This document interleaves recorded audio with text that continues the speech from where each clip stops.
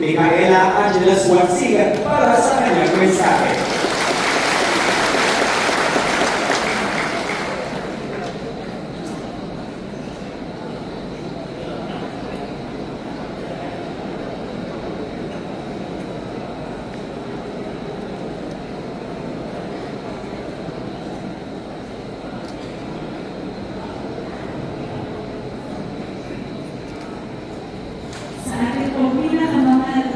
His Excellency Ferdinand Romualdez Marcos Jr. Sa amin po, pinakama na Senior Deputy Majority Leader, aking pong kasama sa Kongreso, Representative Ferdinand Alexander Ray Marcos. Sa atin pong minamahal na si Sir Joseph Simon A. Marcos. Sa ating pong DA Secretary Francisco Tulorel Jr., Media Administrator Eduardo Guillen, Board Secretary Conrad Estrella, sa ating pong BPP President Michael De Jesus, PPI President Maria Zenaida Ampin, NFA Admin Administrator Larry Lacson, sa Presidente po ng National Airmakers Association, Mr. Daniel Zakian,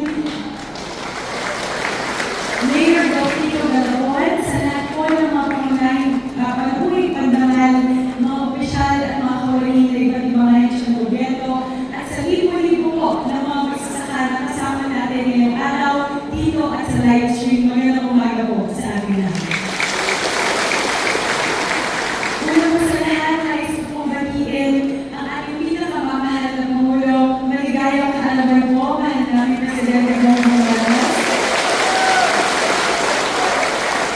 At isa pong napakalaking karangalan para po sa amin ang mga unang distrito ng Nueva Ecija na kayo po ay nandito sa aming distrito at lalong-lalo po sa araw na inyong kaalaman. Hindi po namin malilimutan ang araw na ito.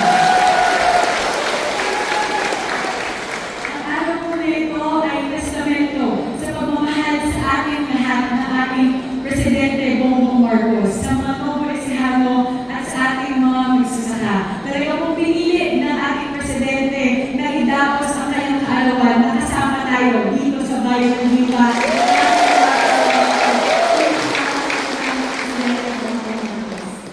Napakapalad po natin na ang ating Pangulo ay lubos na nagmamahal at kumakalinga sa mga magsasaka.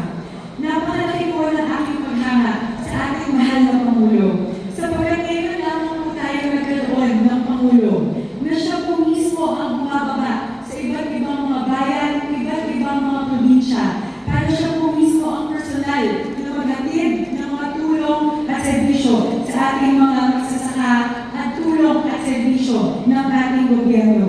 Basta po para sa mga magsasakang Pilipino, gagawin po ng ating Pangulo ang lahat. Maraming salamat po. Napakalaki po ng magiging tulong ng ating puhunan at pagtawid program sa aking mga magsasaka, lalo na po pagdating sa crop insurance. Sa nakaraang 2 taon at bagyo na po ang nagdulot sa Nueva Ecija ng bilyong-bilyong pisong pinsala sa aming mga pananim. Ngayon po, bagamat anihan na kung sana, marami pong mga magsasaka sa aming distrito ang halos wala nang aanihin dahil nagbuo po sa tubig baha ng bagyong kanina ang kanilang mga sakahan. At marami po sa aming mga magsasaka ang wala nang mababawi dahil mababa po ang coverage ng crop insurance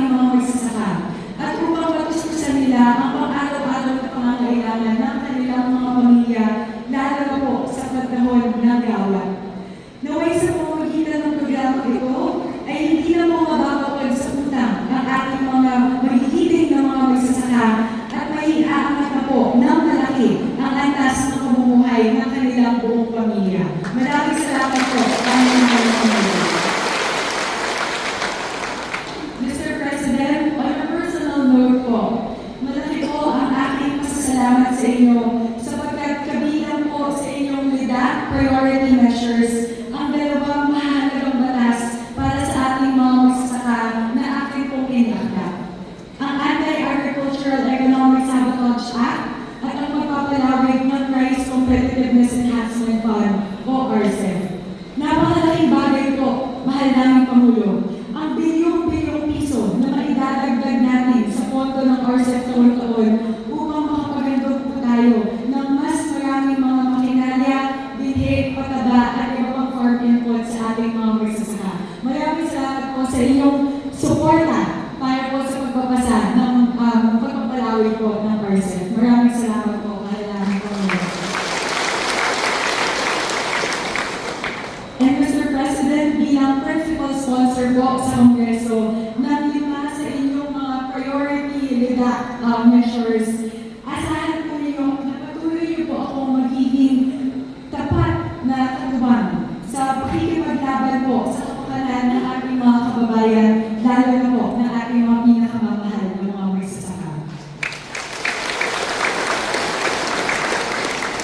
Mr. President, ito po ay ang pinakamalaking pagtitipon ng mga magsasaka sa buong kasaysayan ng unang distrito ng Nueva Ecija. Ngayon lang po nagkaroon ng ganitong pagtitipon na libo-libong magsasaka ang nagsama-sama sa isa pong lugar. At dahil po yun sa inyong Presidente, kayo po ang dahilan kung bakit po naging posible po ito.